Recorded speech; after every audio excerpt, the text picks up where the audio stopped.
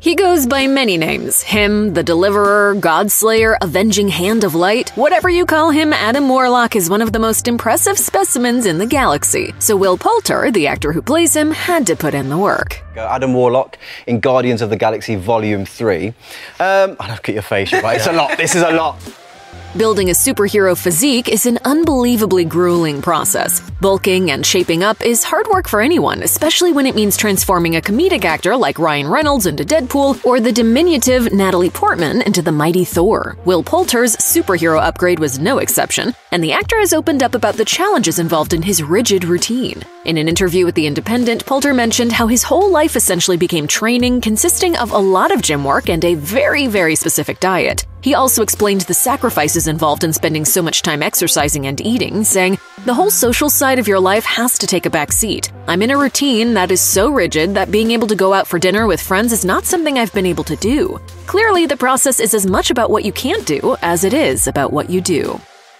Piecing together the timeline of his involvement with Guardians of the Galaxy Volume 3, it's clear that Poulter wasted no time in beginning to bulk up. The first news of Poulter being cast in the role came on October 11, 2021 via Deadline and was confirmed the same day by director James Gunn. Within 2 short days, the actor had already revealed that he was getting in shape. In an interview with Flip Your Wig on October 13th, Poulter said that he had started the process of physically becoming Warlock, and it showed even then. Poulter's arms were visibly larger than normal, and though he humbly attributed the added muscle to simply trying to keep busy during the pandemic, it's almost a certainty that those biceps were a product of his training. Given that Deadline reported Poulter was shortlisted for the role around 2 months prior, it's likely that he was working out before the world even knew he had landed the role.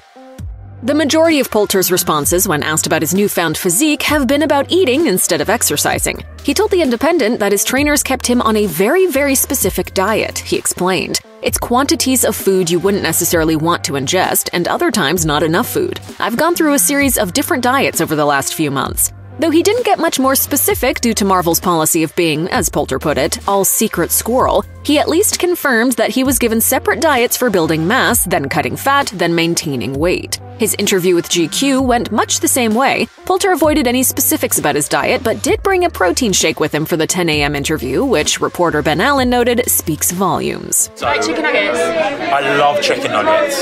I was on a diet where I probably would have had to take the batter off, like I would have been that person.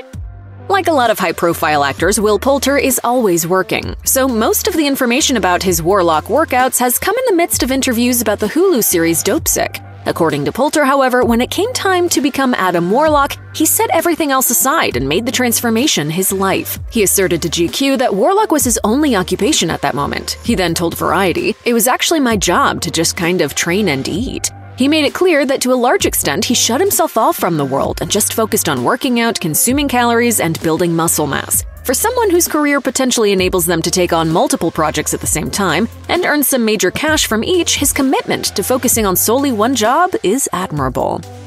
Probably the most common sentiment that Poulter has expressed when discussing his metamorphosis into Adam Warlock is how much studio support he had throughout and how grateful he is for it. Essentially, every time he's asked about his newly bulging biceps, he cites the financial, physical, and mental support that Marvel and its affiliates gave him throughout the process. Worked with an amazing team of people who, really took care of kind of my mental health through the process of going through all the physical sort of challenges. He told Us Weekly, "I was incredibly well supported and couldn't have had more help in the respect of the diet and the training that was required. That was key, certainly not something I went away and did on my own." He also mentioned his trainers often, saying they curated his workouts and created his different diet plans. It's apparent that no matter what he did it alongside some of the best trainers that Marvel could get, which likely means the best trainers anyone could get.